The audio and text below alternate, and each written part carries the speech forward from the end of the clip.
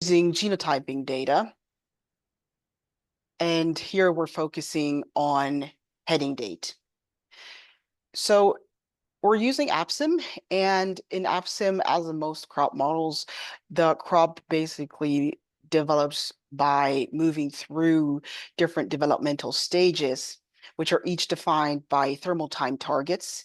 And that basically means every day thermal time is accumulated. And once the thermal time target is reached, then the crop moves on to the next stage. Now, the daily accumulated thermal time can be reduced by a photoperiod factor or a vernalization factor, which will then eventually take the plant longer to reach the predefined thermal time target. The parameters to calibrate for this photoperiod factor and the vernalization factor are RP and RV, which stand for photoperiod sensitivity and a vernalization sensitivity. And our thinking was that instead of going with the usual approaches like optimization algorithms, Bayesian optimization, or trial and error methods, why not use the information, the genetic information derived from the genotype to perform a, let's say, informed calibration? And for that, we put together all kinds of field trial data that was collected within a European project, BRACE, that ran from 2020 to 2024, and from an earlier project. And this gave us this huge data set spanning multiple contrasting environments. So we have Dundee included in the Atlantic North, Helsinki from the boreal zone, and we have locations in warmer and drier environments, such as Adana in Turkey and Adelaide. And then we have a bunch of sites and years in Germany with Halle and Garsleben. And as you can see in this map, we have a bunch of years, and in some sites, we even have two different treatments. Well, here the nitrogen treatment don't really affect the phenology, but this gives us just extra field data. So this is one of the specialties here, that we have this data set that covers all these different environments. And the second specialty is the genotypes that were grown at each of those locations. These genotypes were a subset of the so-called Hebb yield data set, which was bred particularly for understanding the effects of wild barley alleles versus elite barley alleles on the flowering time of spring barley. So our elite cultivar here is Barke, and it was crossed with 25 exotic wild barley accessions originating from the Fertile Crescent, and through various steps of crossing and selfing, we ended up with this huge population of more than 1,000 lines, a subset of which was grown at each of those locations.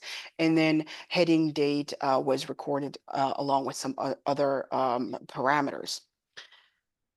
So because of this specific crossing of these lines, we now have very specific information available on the heading date and the genes affecting heading date, as well as the effect of the different alleles.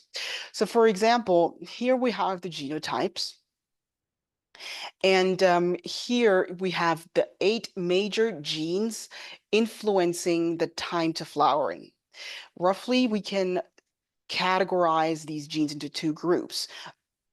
Group number 1 is the photoperiod group, including all genes that somehow determine how the plant responds to day length. And then group number 2 has all the genes that determine how a plant responds to cold temperatures. So these are all the vernalization genes. The numbers here indicate whether we have two wild alleles present at each of those genes, or two elite alleles. So this basically means for this gene in this particular genotype, we have the wild barley version present, and a 0 means that here we have the elite barley version present. Okay. In the photoperiod group, wild barley alleles basically result in early flowering, and elite barley alleles delay flowering. The exact opposite is the case in the vernalization group. Here, whenever we have the elite alleles present at one of the genes, that would actually advance flowering, and the wild alleles would delay it. So for the genotypes that we have here in this table, that basically means here in the genotype number 1, we have a lot of gene versions that basically accelerate the timing to flowering, making this the earliest flowering cultivar. And then down here in this one, we have a lot of alleles that delay flowering, making this a late flowering cultivar. So now the question is, how do we use that data that was derived from these GWAS analyses by our colleague Andreas Mora from Halle University, and how do we use it to feed our calibration? Because the two parameters that we're trying to calibrate are vernalization sensitivity and photoperiod sensitivity. So the first thing we did was we split the whole data set into two. 70% of the data was used for model training, and 30% were used for validating the model. And then the whole procedure actually follows 2 steps. Step number 1 is simplifying the genetic information. So we basically calculated indices for each of the gene groups that describe the effect size of the genes present in each group. So for example, for vernalization, we created a linear model to predict the heading date, or here we used observed heading date, the values for the genes that I just showed in the previous slide, and we created a linear model that we then used to predict the vernalization index using the specific genetic makeup that we got from the GWAS analyses and the observed heading date. And the same was done for photo period. And in this slide, I'm just showing the photo period index just for illustration purposes. And as you can see, the higher the photo period index value, the higher the number of heading in days after sowing. So this is just to illustrate how the creating this effect size works. And now we just have to map this index with our APSIM parameters. And that's what we're doing in this step. So first of all, for the vernalization parameter, we have to define a plausible parameter range, which in this case is quite low because we're dealing with spring barley, which doesn't have a vernalization requirement. And we basically map the minimum index value calculated with the minimum possible APSIM value, which, for example, could be 0. And then in this case, we have a maximum APSIM value, which is 1, and we map it to the maximum index value. This is how we create linear models for each of the possible APSIM parameter ranges and the related index values. The same is done for photo period. Here we have many more models because the range of plausible values is much larger. So here it's from 0 to 5, giving us about 15 models.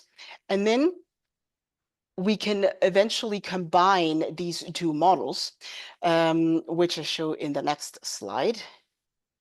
So here again, we have our genotypes and our index values that we just calculated. These are the related APSIM parameter ranges that were used in the model. And then we basically use the intercepts, the slopes of the models I just showed, together with the, let's say, for example, vernalization index to predict the vernalization parameter value for APSIM. The same is done for photo period. And that basically gives us a new cultivar that we can now test with these using these new sensitivity values. These test cultivars were derived from a base cultivar, Barke in this case, which we had calibrated before. And here the RMC was 5 days. And then we ran all these test cultivars for all these different environments I had shown earlier.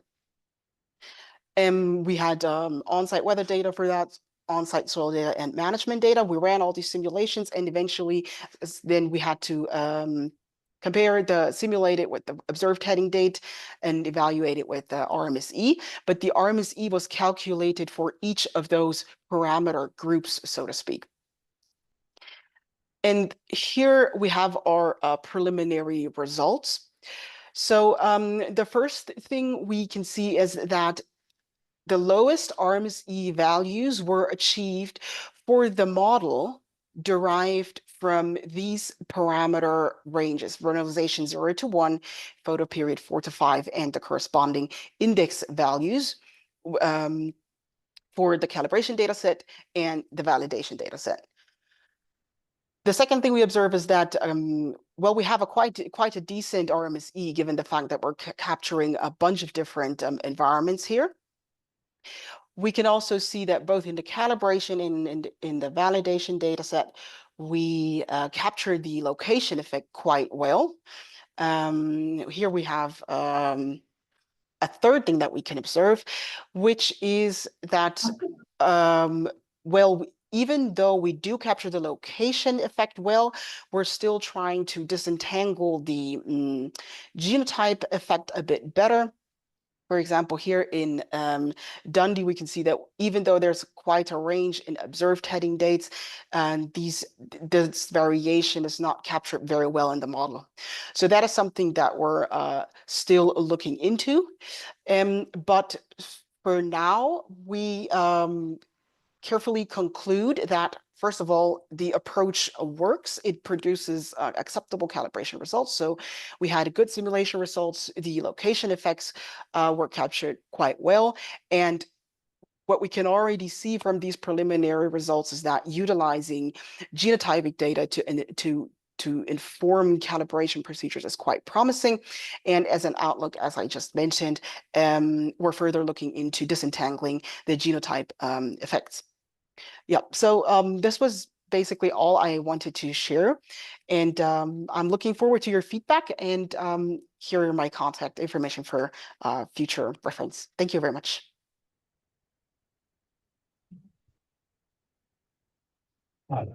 Thank you, Mercy. The questions from the audience?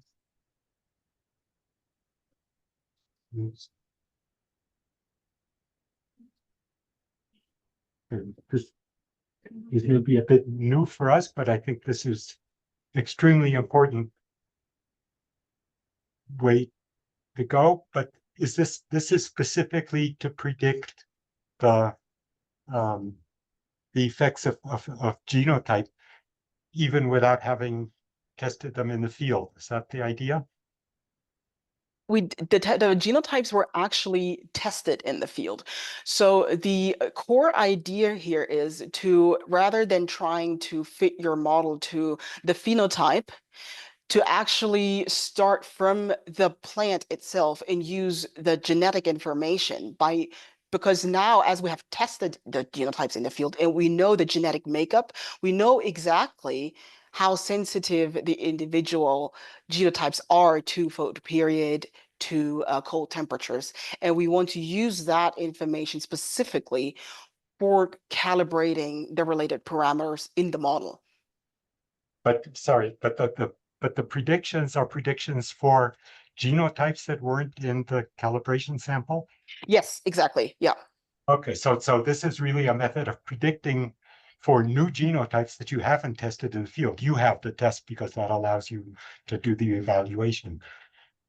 But the principle is that you could use this to calibrate the model for genotypes that you haven't tested at all. Exactly. Yes, exactly.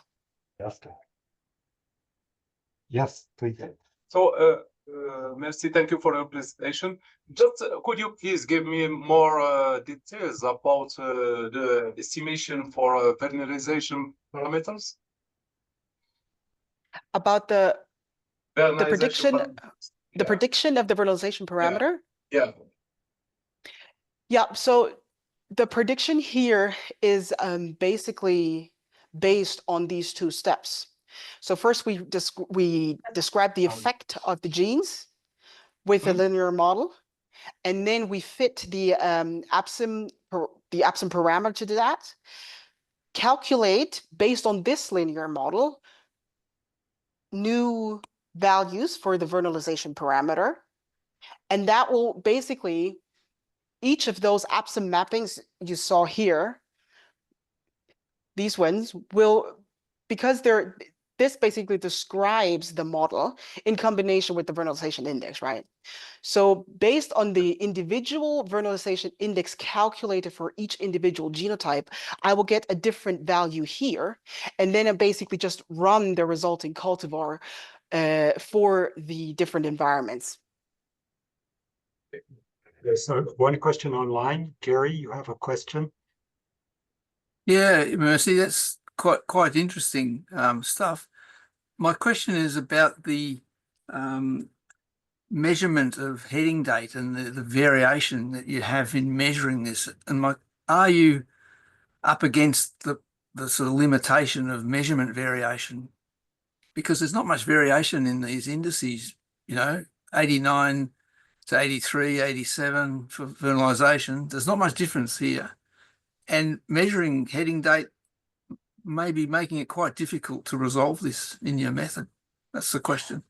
Yeah, you're absolutely right. And that is actually something that I've just discussed with Munir, who's the second author of this study, that we have to look at the actual field data again and see how much variation there really was and how large the measurement error was. But you've really got a point there. We need to look at that again.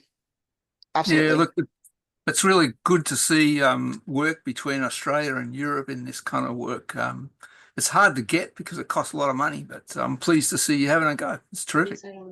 Yeah, but I also need to mention that this is just the vernalization index, right? So this is not really heading date, right? No, I know. Yeah. Yeah, but you have a good sorry. point there. The measurement is difficult. We have to stop here to go on, but thank you very much. Thank you. Thanks.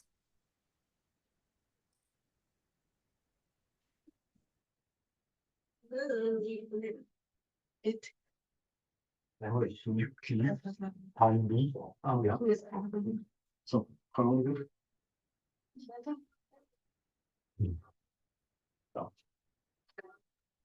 So I apologize to people who have already heard about calibration, maybe even twice so far during the AgMIP10. So this will be the third time. Try to make it slightly different, but not that different, obviously, than the previous presentations. Okay, is there a... So how long is this? 15 minutes? Yeah, 15 minutes.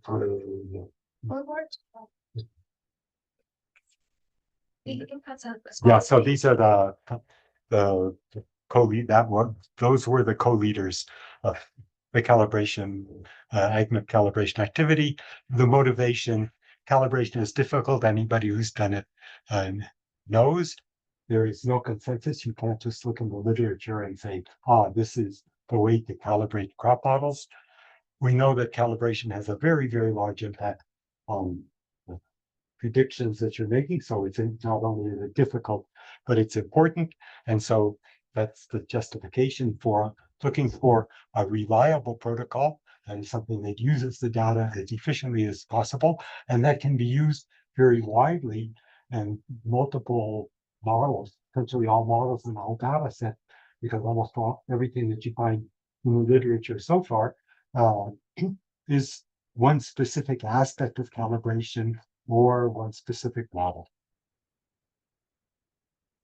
The history is just to show you that we've looked at this very seriously. So we started the calibration, the AgMIP calibration group started with a survey of calibration practices. This was a large survey around, send out questionnaires around the world. Then we did 2 multi-model studies of phenology, and on the one hand, that was asking people to use their usual calibration approach. And the main objective here was to better understand what people actually do in calibration. So we were looking at how well they're predicting, but even more detail, we were asking them to explain the steps that they employed in the calibration approach and exactly what they did. So based on that, we analyzed the results of the different groups. We saw that there were really large differences in essentially all aspects of calibration. And based on that, with analysis, we developed a calibration protocol for phonology data, because we decided to start with a fairly simple problem rather than the calibration problem for all types of data. And this calibration protocol was based to a large extent on what we saw that people already do, but also with the innovations that are not seen in usual calibration approaches, which I'll talk about in a minute. And this study allowed us to look at the differences between when the different teams applied our calibration protocol and their usual calibration protocol. We could get an idea of how important is the calibration protocol in predictions, and we saw that there was a very large effect of calibration procedure on predictions.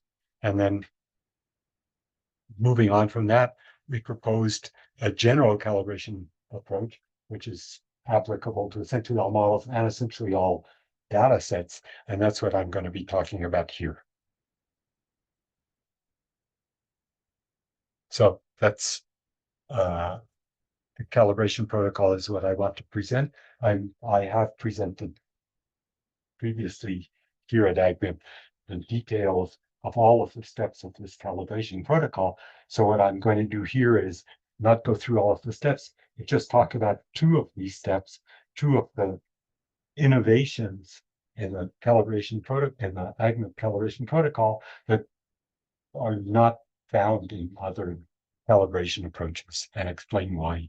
So first major problem that I think is very, very much under study is the choice of which parameters to estimate. This is a very important choice, and there's very little information on how you should do this. Usually what people do is they do sensitivity analysis, and then based on that choose a certain number of parameters to estimate. There's always the question of exactly how many parameters. Sometimes the model has a defined cultivar parameters, and the suggestion is to calibrate only those parameters. Sometimes it's based on model on expertise. I know that these are the parameters that are most important for this model. None of these methods is specifically designed to avoid overfitting, which is a major risk for crop model calibration, because these models have a very large number of parameters. And if you estimate too many parameters, what happens is you get a good fit to the data, but you get poor predictions. That's what overfitting is. The model looks good when you compare it with the data used for calibration, but in fact, those out that an artifact and you got predictions that are not very good. So what you can look at what would be the statistical approach to this problem of deciding which parameters to estimate. Imagine a simple statistical model, simple linear statistical model with some constant term, and then a parameter times an explanatory variable, another parameter times another explanatory variable. And a common problem in statistics is the problem of model selection. Which of these parameters should I include in my final model?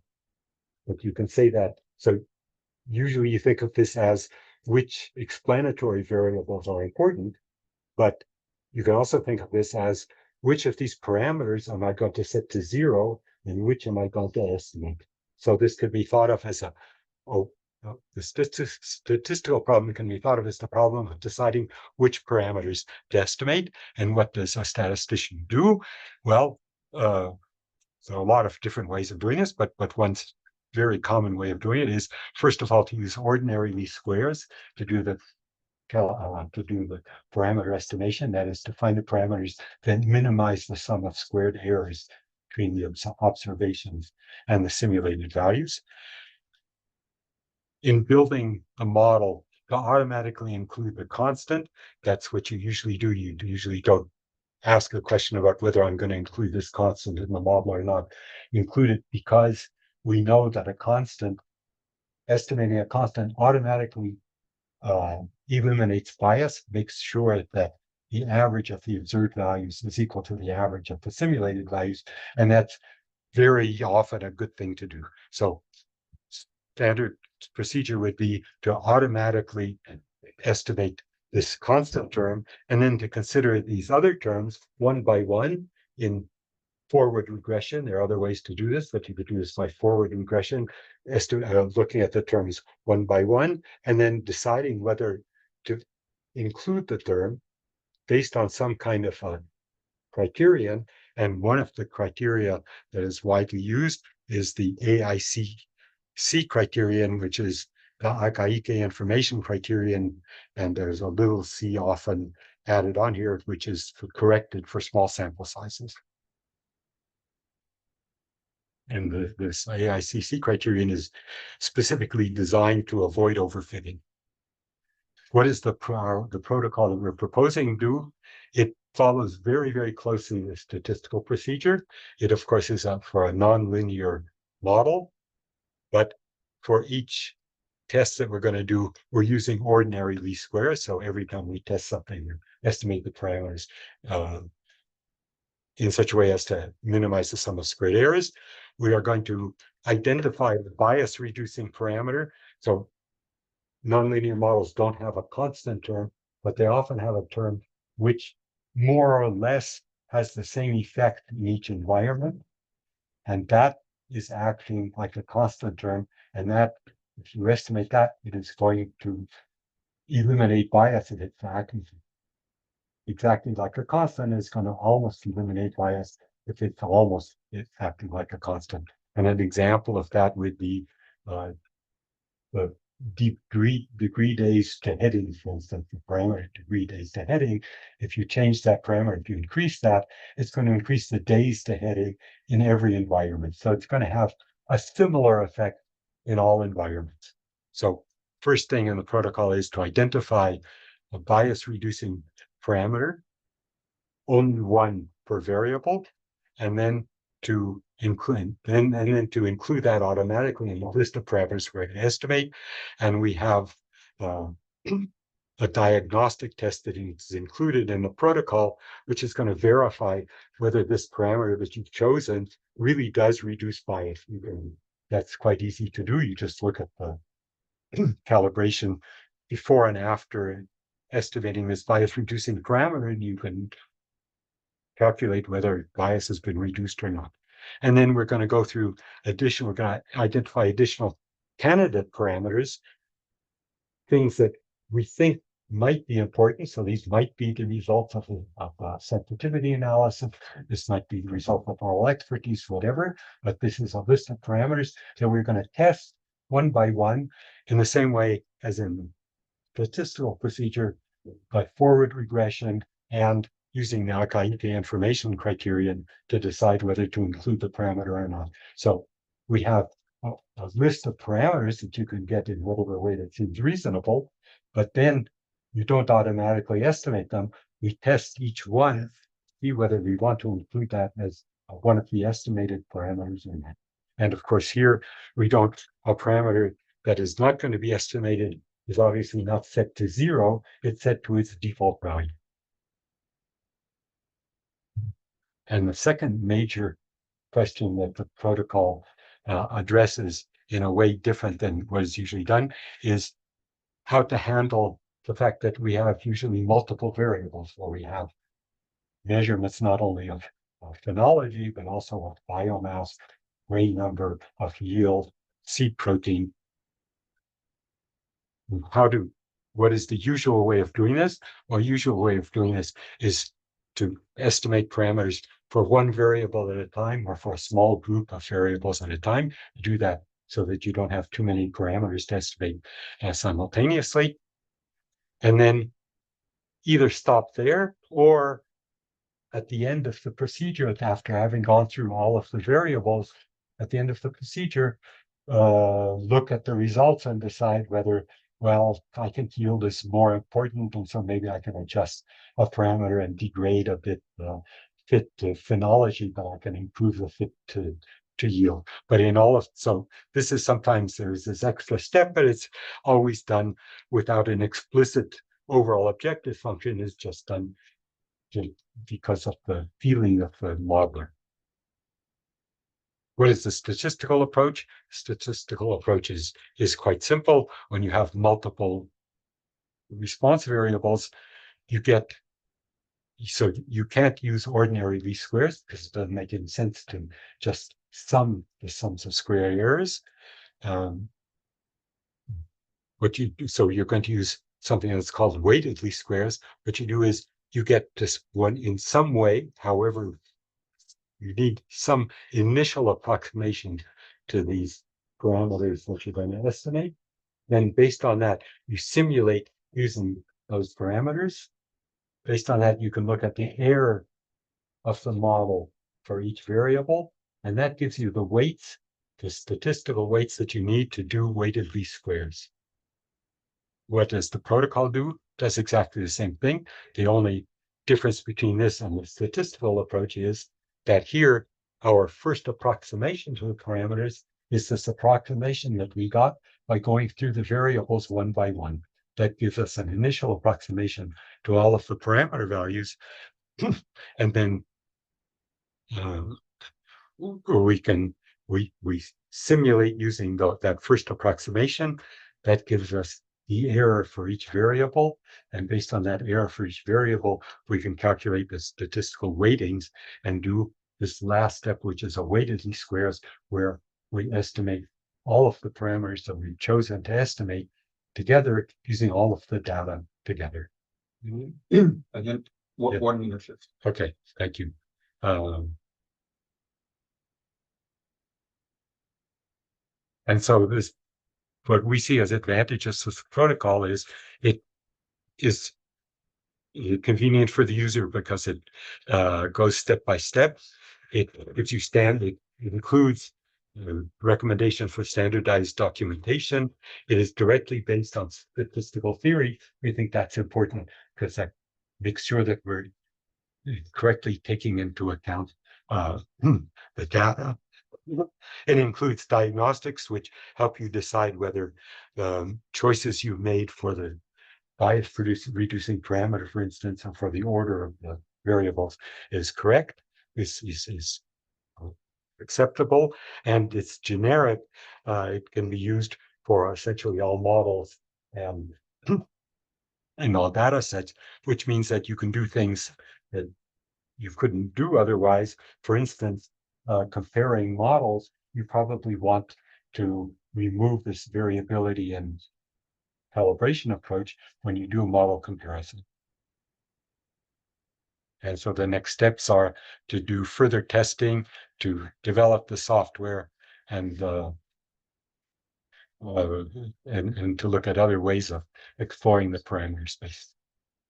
Okay, so our conclusion is that we would like to think of this as a standardized calibration approach for crop modeling. We'll see, but we think it's a reasonable first approximation. Yeah. Thank you.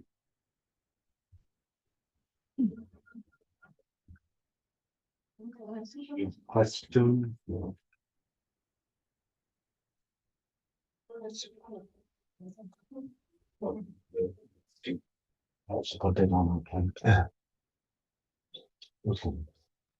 Sometimes they were yes, I think. Let me ask all the questions about lost. Okay, we will go on. So we should be almost on point. So that the next presentation is by Samuel Greek, and this is not okay, this, but you're putting it up on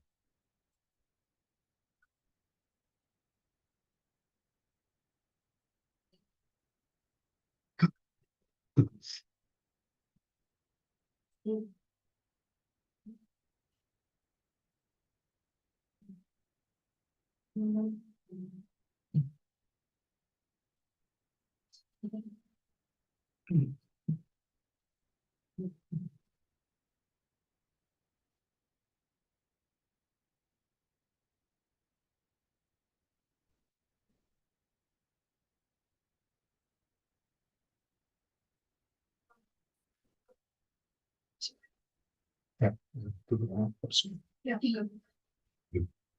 You can announce like yeah. Okay. So hello everybody. So my name is Samuel Buy. I'm working at INRAE in Avignon, France. And so I will speak about software solution for crop model calibration, and it's used in AgMIP.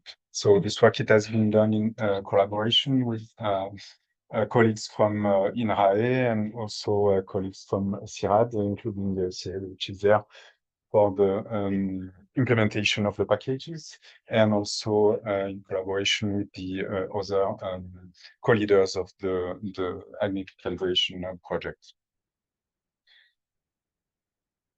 So crop model calibration is challenging, right? And for those who have tried to calibrate complex crop models, I guess you would agree with that, maybe except Pierre, which is an expert of calibrating serious quality by hand. But for most of us, I think it's still complex. And even yesterday, it has been qualified as a painful activity in the work session on calibration. So what I mean by calibration here is the process of setting the model input parameters to given values. And this is often done, at least for part of this parameter, by minimizing the discrepancy between simulated and observed values on a set of experimental data. So as Daniel mentioned, it's crucial in the way of model simulation, this step of calibration, because it largely impacts the results. It has been shown in a number of studies, including these ones, and particularly the work done in the AgMIP calibration project on phenology, that has shown that the uncertainty on simulated results is largely explained by the way the calibration is done, often more than by the differences between models. Second point is that it is still an issue, as Daniel mentioned also. There are various practices in the community concerning calibration. It has been shown in the survey at the beginning of the AgMIP calibration project. Also in this exercise where people were asked to calibrate their model using their own method, and we have seen that there's a huge diversity of methods and methodologies that are used actually to calibrate crop models in the community. So we are far from having a consensus on how to calibrate these models. And finally, the survey has also shown that almost half of the people who answered said that to calibrate their model, they move the parameters by hand. A quarter said that they wrote their own program to do that. And so using existing software to calibrate crop models, it remains a minority. So what we claim is that adopting shared and tailored both methods and software tools within the community, it could reduce uncertainties in the calibration process and thus improve the model results. So in this context, we are developing some R packages for crop model calibration that are called Crop Optimizer and CropLotar. They connect crop models and platforms with existing parameter estimation packages through the use of model wrappers.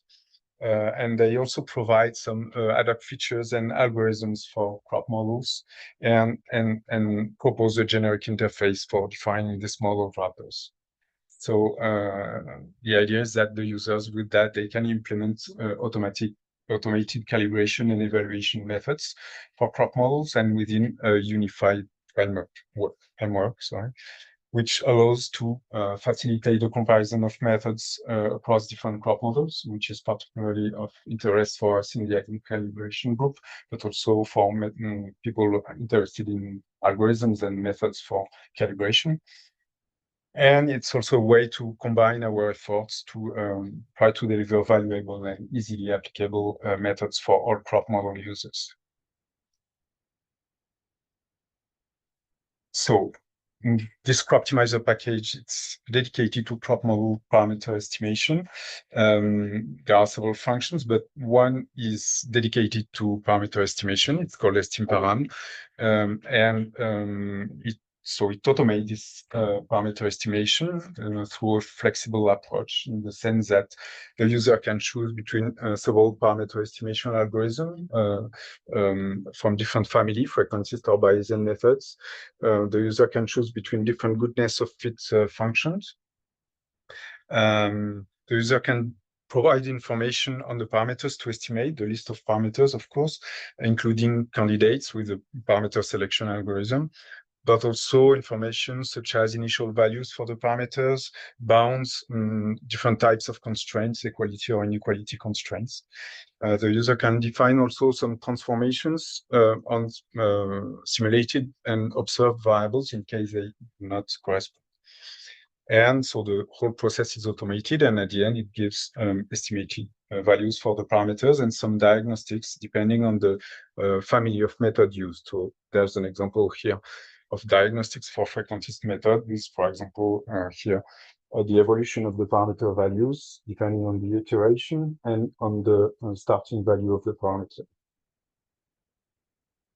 The other package called CropLatar is dedicated to crop model evaluation. So it's automatically generates dynamic and scatter plots. So using your model wrapper, you can run simulations with given values for the parameters and for a given set of situations. Since it will return some results in an R variable, you can pass to the plot function, possibly with a list of observations, and this will automatically plot dynamic graphs like this, so simulated variable in function of time, possibly with the observed values, and for the different variables simulated and the different situations simulated. And there are several options, but several arguments. But one is type. If you specify scatter, then instead of the dynamic plot, it will generate scatter plots comparing simulated and observed values for the different variables simulated. So there are many different options. Yes, okay, it's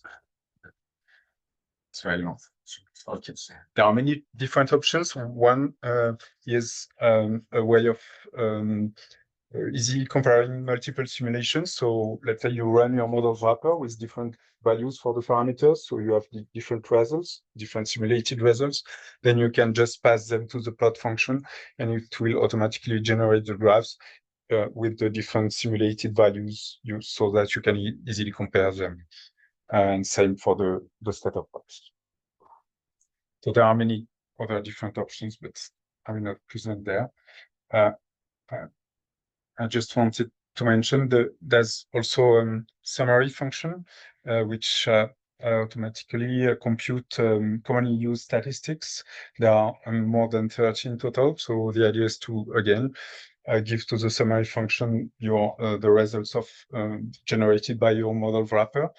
You give the list of observations, and then it will compute the stats for the different variables. So in the stats, you have the number of observations, the mean of observations, of simulations, a relative ratio of mean, standard deviation, coefficient of variation, R2, etc. And you can also pass different simulated values. It will compute the stats for the different results. Also, there's an option for computing. So by default, it computes the stats for over all the situations simulated, but you can specify an option if you want the stats to be computed per situation. So how they have been used in AgMIP calibration activity. Actually, we developed some scripts based on Croptimizer and CropLatar dedicated to the data sets on which people were asked to work on. So these scripts, they are gathered in these two GitHub repositories for phase 3 and phase 4. So it was the main software solution used in these exercises. It has been adopted by 12 over 19 modeling groups in phase 3 and 11 over 12 in phase 4. And in total, it was used with 12 different crop models, including AppSim, CropSys, several models in the SAT, Hermes, 2 versions of Hermes actually, Lintel 5, Minicap, Panoramics, Sales Quality 2, SSM with and 6. So which somehow show the generosity of the approach. Okay, now key issue is to disseminate this admin calibration protocol. So the protocol defined in phase 3 based on the automatic parameter selection. It has already been integrated within CropTimizer since 2 years now.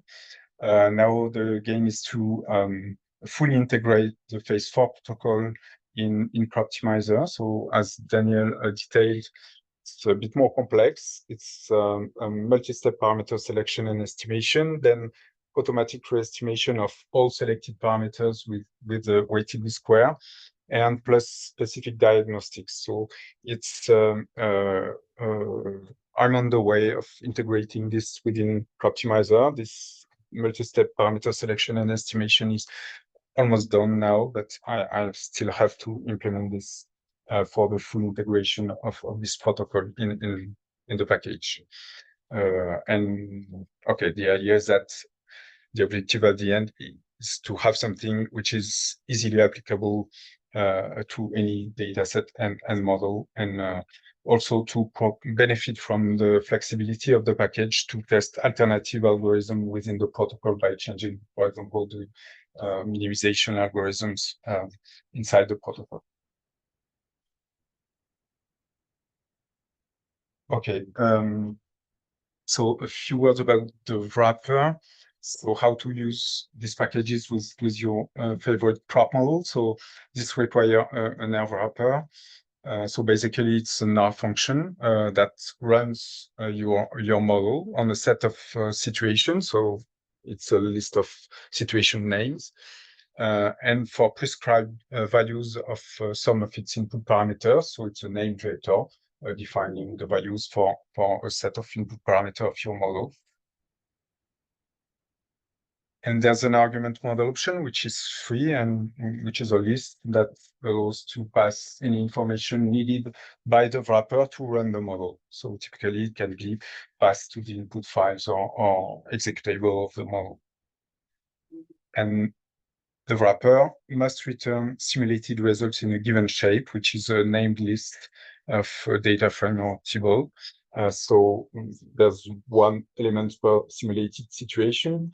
And for each situation, a data frame with a column date, and then one column per variable, including the simulated values.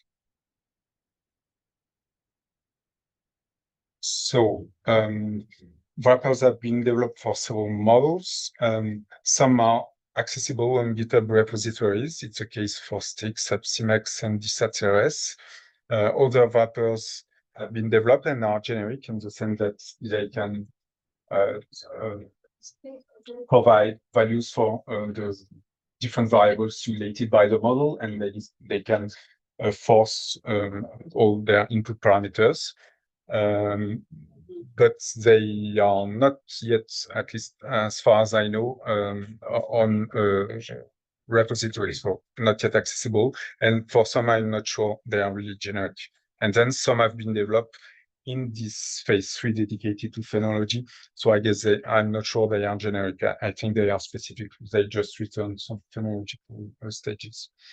And so if your favorite model is not in the list, there's a documentation for implementing model wrappers and also a function to test that the wrapper is behaving as expected. And yes, so the packages, they are open source, available on GitHub, QR code and address. And you can click on the watch button if you want to be updated about news on the packages, typically when next version will be released. Yeah, I finished it. Yes. Okay.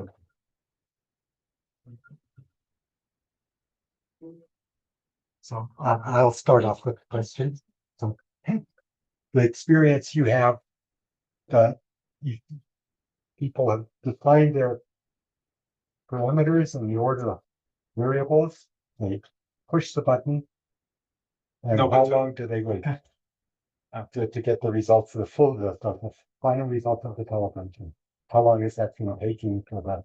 So in phase 4, so for the application of the full protocol, so of course this depends on the number of situations you have, so on the data set, on the number of candidates you have. But in the exercise we did, so on the data set of phase 4, depending on the model, it was between, I would say, 1.5 days and more than that. I don't remember. It was very long for service. It depends also on the wrapper. So some wrappers, they parallelize the simulation between situations. So of course it's faster if you use that, depending on the platform. Okay, so we're talking about a couple of days. Probably, yeah. Or is it for 14? 14 situations, something like that. Other questions? Yeah. In the new version, with this new protocol, phase 4 protocol, will you be able to optimize or estimate varietal and non-varietal parameters at the same time? This is already possible in Optimizer. Actually, Yeah. you can define that some parameters are take a constant value whatever the situation, and some others take a constant value per subgroup of the situations. Then in the protocol we have not thought about that, so I don't know how this will mix. I think I have to think if it can enter within this protocol or not. If it will be just available in the multi-step. It would be great if you can. It was very useful. Other questions? Okay. Yeah, thank you. So let's talk. Let's see.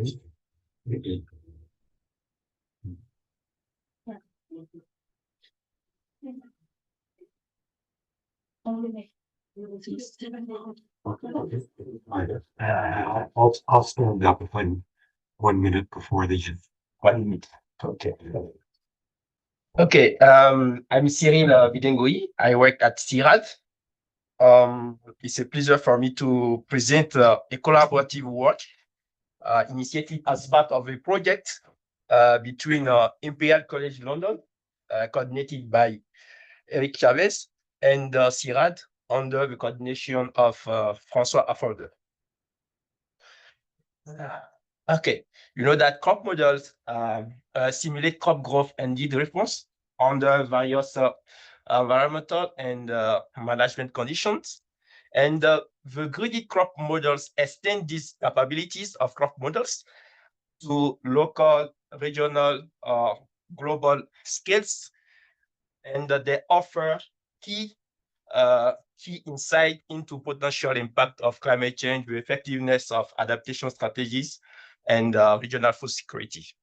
Recently, most model ensembles are gaining attention in crop modeling and climate community by their capability to enhance the accuracy and robustness of simulation. Gridded crop modeling framework that is used to develop gridded crop models remains model specific or tied to specific computing environment or application. Moreover, with limited computational resources, running large-scale and high-resolution ensemble simulation poses a major challenge in terms of performance and scalability. So to answer these limitations, we provide a parallel and distributed framework that simulates an ensemble of grid crop models at various spatial scales with high resolution and for different management practices and input configuration. So what are the main requirements of this framework? So this framework needs to support multiple crop models to fit our site scales. They need also to be agnostic to gridded input data sources. So this framework is not dependent of the sources of input data, and it should be adaptable to a wide range of applications domain. So it's also flexible and adaptive to constrained or heterogeneous computing resources, and it should also be portable across different computing environments, such as cluster or cloud or grid computing, and they also need to be low deployment. Okay, so this slide illustrates the architecture of the framework. So at the beginning, the head node will dispatch the different tasks to the different node, the computing node. So each computing node has its memory that can also use to parallel different processes. And there is also accessibility to a shared disk. Different computer nodes will generate different outputs in this shared data repository. They can also access to the data shared in this disk also. So in this architecture, we need to have also a fast file system to have a very efficiency on the input-output operations. And these different compute nodes will access to a container. Our framework support the containerizations. Containerization is just a way to package an ensemble of libraries or models to be independent of the host machine. So to implement the workflow of our system, we suppose that we would like to, just a use case, we would like to simulate this domain. And automatically, the system will divide the domain, we call it chunks. So we define a system, automatic system to partition in this domain. So each subdomain will be affected to a different compute node. And each compute node need to operate all these pipelines. And after, the result of each compute node will merge to create the final output. So the first process, we call it the task level parallelism, because with different compute node has each own memory. And this pipeline will work on inside each node that share a memory. I explained also during the presentation of the architecture. So we propose an algorithm to partition directly the domain of simulation. We call this operation grid-based spatial domain decomposition.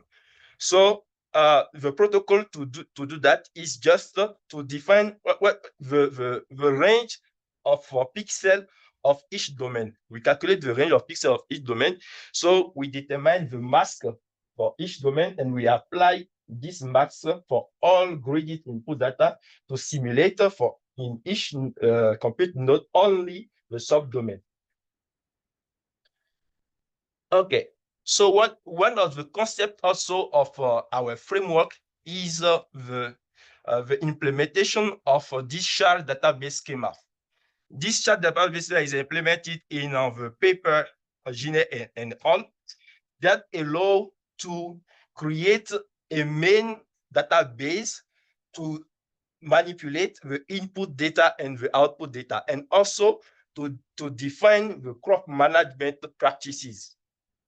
And also this database help us to access, to make the queries and to extract easily the information we want.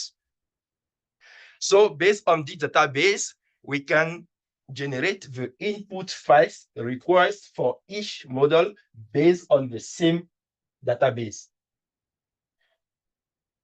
So we have implemented our frameworks. This framework depends on the multidimensional input data. It not depends on the data source, but it depends on how we define the input data. All the input data, created input data should be a multidimensional. We use the netcdf format for climate data. So we have also parameters for solve from the AFSIS database, and we have also some the parameters for altitude and the crop mask database. The output generated, we have generated the output for each scenario and also per models. The containerization, we use the singularity that help us to package all our libraries, and so we can deploy easily in any computing environment without modification of the system. So to evaluate the performance of our system, we have run 437,000 simulations. And so I compare the simulation time function of the number of core we use. So in green, you have the simulation time of 6. You can notice that the simulation time of this set is less than those of us 6. So to evaluate the scalability of the performance, we determine the speed up. The speed up is the ratio of the simulation time if you use one core with the simulation time for the number of cores we use. So you can see that we're near of the line. So it's the efficiency of our system is near to 1. So it's a good scalability. One of the applications is the determination of optimal sowing dates based on the model ensemble. It's a work of Algeo. Is due the internship at CIRAD under the supervision of Gatien and me. So the goal is to determine the optimal sowing date for these four regions. The algorithm they use is to determine at which sowing date we have a maximum of yield and the low coefficient of variation. So, and at the right, you have a map for that showing the pattern of the different the sowing dates for each different zone. So for that, we run 30 we run 300 million of simulations with a cluster in Montpellier. So as perspective, we need to integrate new platform. And we also needed to extend our system to be enabled to simulate long-term experimental to support various applications addressing climate change, and also develop standardized methodologies for regional scale calibration rather than applying uniform calibration for across the entire simulation area. So our work is not just a new framework. So it's just a step forward in advancing innovation in a grading crop modeling to effectively address complex challenges related to climate change adaptation and mitigation strategy, all within a collaborative environment. Thank you.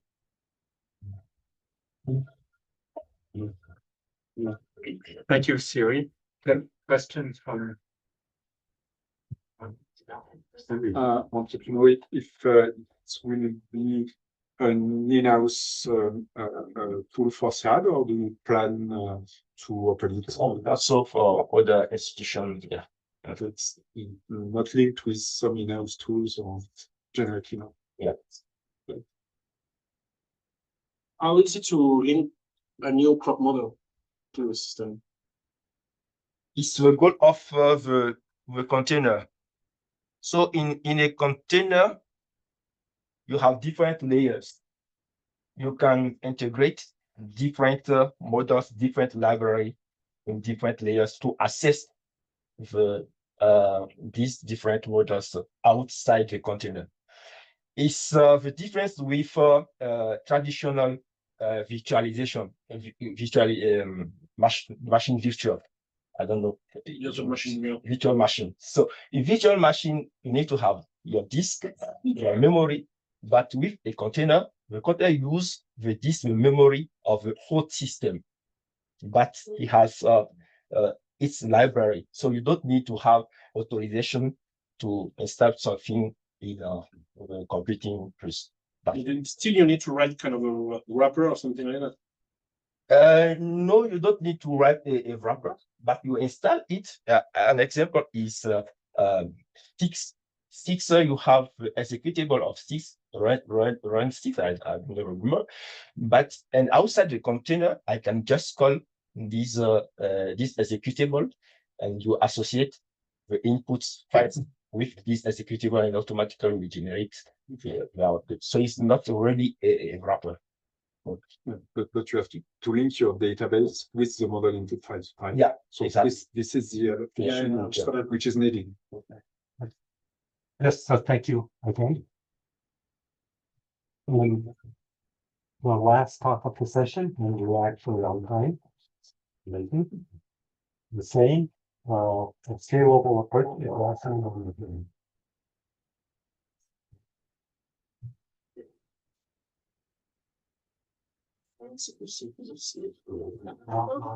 I'll stand up when you have 1 minute left. Oh, okay. So, hello, I'm Hussein from the University of Hohenheim, Germany, and I work for a company it's called Landbanking Group. And I'm happy that I'm presenting the last day because in the previous days I got some feedbacks from you, the discussions, and from your presenting, and I changed the simulations that I had and improved it, and now I'm presenting that's a very new simulation. So first, I would like to introduce a bit the place that I work for and why we are interested in the grassland modeling. So the company that I work for is called the Land Banking Group, and they have the idea to stop and reverse nature loss through creating a new class of assets that integrates natural capital with a global economy. To do that, we want to transform ecological improvement into tradable assets. And for that, we are all based on the modeling and developing a new methodology that can be scalable for all over the world. One of the hotspots that we are very interested in, like is under our radar, is grasslands, because the grasslands are like one of the main source of soil carbon, and particularly a very stable one because it's not tilled. It's a hotspot biodiversity, and it has a big role for the climate regulations.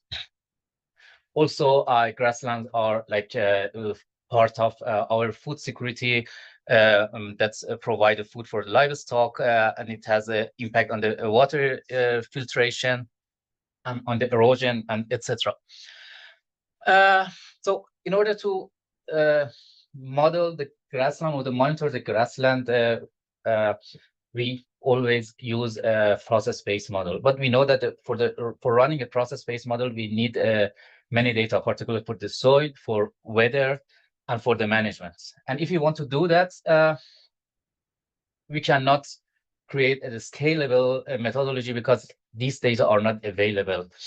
And for a specific grassland type, it's not only about the availability of the data, but it's also about the heterogeneity of the grassland that makes the measurements also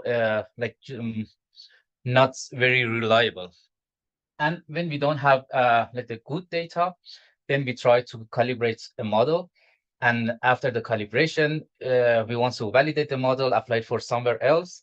And you see that this is hampered because the model was calibrated based on the low data or like lack of the data or data which had the big amount of the error. So the objective of this study is to create a scalable methodology that is based on the process-based model. And this process-based model will be configured by public data set, like public graded data sets for the soil and for the weather. And in order to mitigate the uncertainty that we have from each data set, that's the graded data set, and also for the management data that's I don't say that we ignore, but we don't use it for the configuration. I use remote sensing data to estimate leaf area index during the growing season. And the idea is that if we reduce the error of the LAI simulation by the model, we can be hopeful that the uncertain part of the model is not propagated into the model. For example, let's say that the model do not simulate LAI very well because of the wrong nitrogen in the input data. But if we assimilate LAI in order to improve the simulation, so this could mitigate the part of the error that comes from unknown variable like nitrogen or like the soil data that's is not accurate, is not measured.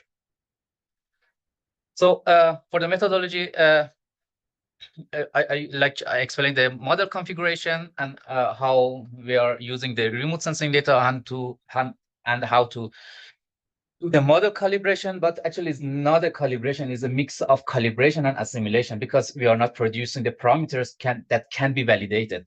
We are estimating the parameters that can do the simulation for that specific site. And in each specific site that we want to run, we do again run the remote sensing model and do the assimilation again. So the soil data that we use is comes from a soil grid data set.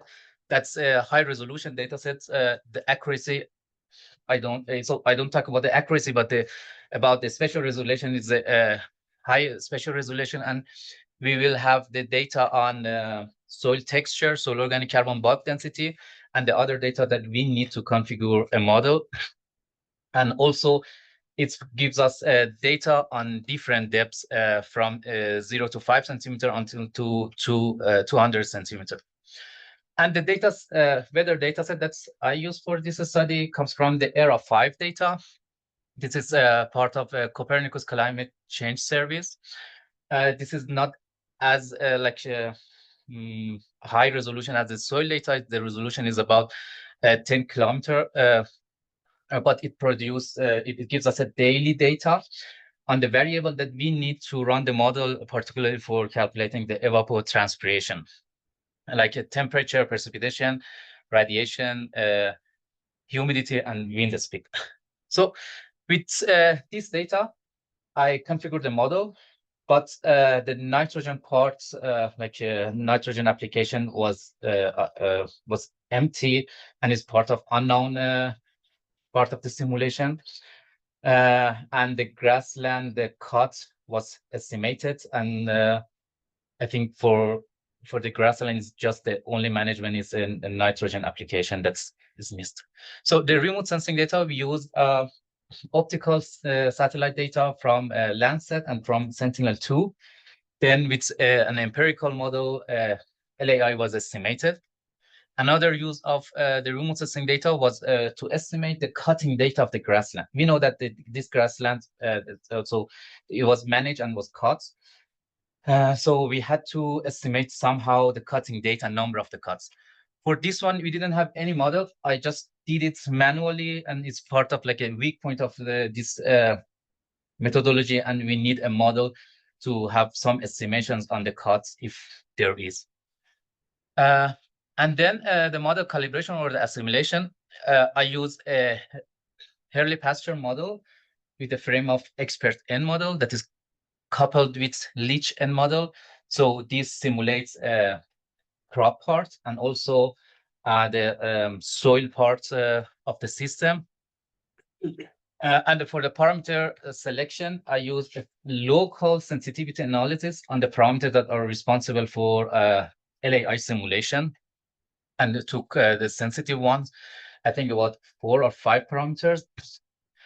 And then I added one parameters without the sensitivity analysis, but after that I included in sensitivity analysis, I found it also sensitive, but I put it separately because this is about the humus mineralization that produce the nitrogen in soil that is used by the model.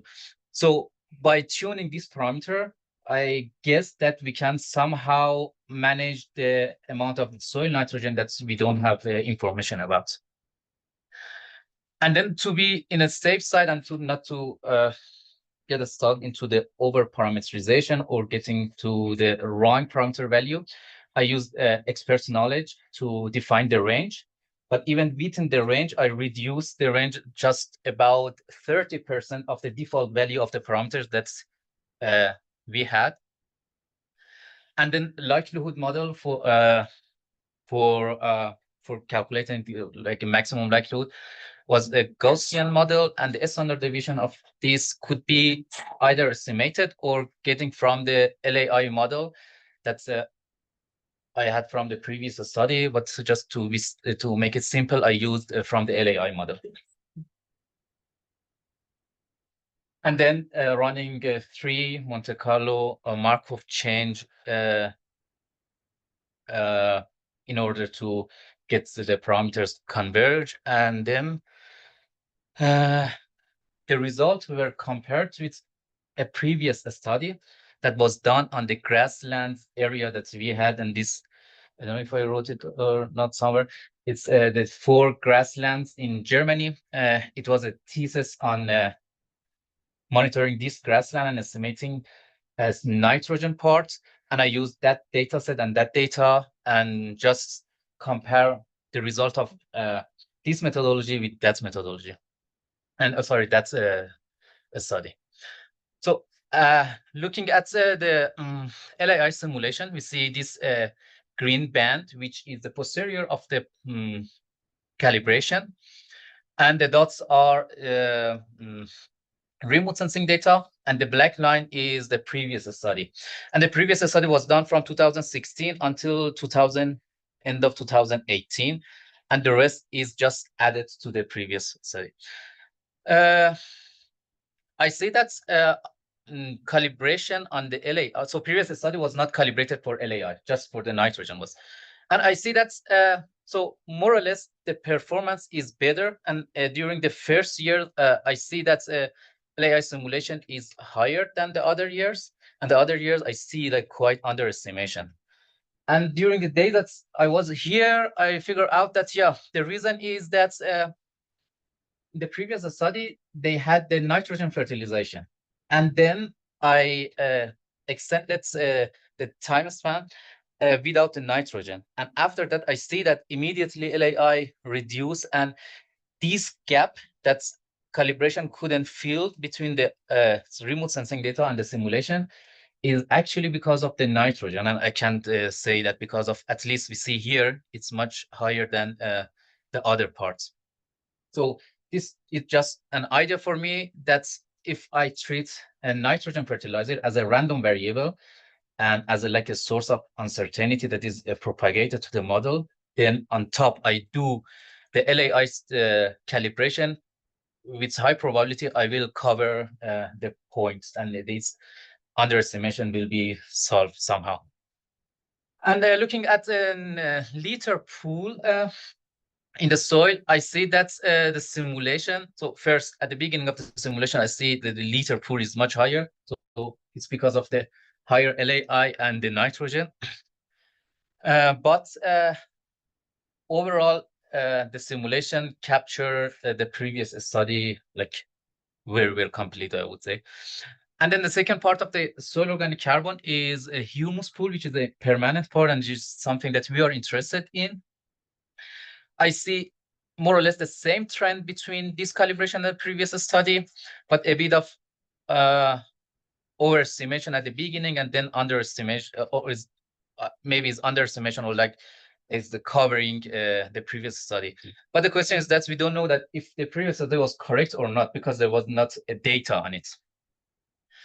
And when you look at the soil organic carbon, which is sum of liter and humus, we see again the same trend, but we expected to have it because it's just the sum, but a bit more fluctuation that comes from the liters and decay of the liter that happened every season. Another graph that's I draw, and that it's a feedback of this conference and these days, is the nitrogen pool in soil in top 30 centimeter. So in the previous study, they also had underestimation. They had some measurements, but they couldn't manage to calibrate the model because the calibration was done manually, not automatically. But the good thing that I see here is that with the posterior of the simulations cover most of the point that came from the measurements. And in some point, for example, the last one, I see that the performance of the previous study, like this study and the previous study, is completely different. And this is probably because of the LAI correction that happened in this study. And that's the result. Is that okay? Well, is the last.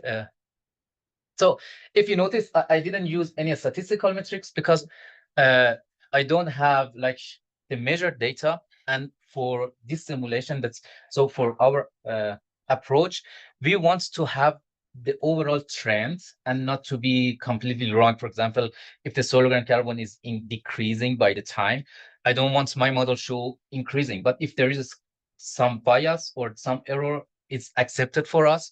But again, we don't have any data. We don't want to use ground truth data. And then overall simulation was very close, which for me is successful, close to the previous study. And one thing that I have to note is that we should accept, or I should accept that I cannot explain everything in the model by just assimilating LAI, which is not a measurement. It's just a remote sensing. So we should accept some amount of the uncertainty when we don't have the data. But at least LAI gives us a bit more information to correct the model. And yeah, I found that fertilizer application, if it's I use it as a random variable, treat it as a random variable, can solve some part of the error. And estimation of the cutting date, it was very rough. I said that I did it manually, but I found it useful because without this, I couldn't do the simulation. So I want to finish my presentation with the sentence that I really like it. And it says, maybe I think that whenever we want to talk about the modeling with the other people, first we should say this sentence, because they usually think that when we say modeling, we do everything with the model and it's always accurate. And it says that all models are wrong, but some useful. And this, I think, something that's we should consider it. And thank you for your attention. I would like to hear your feedback and let me help me to improve the work. Thank you. Yes, questions?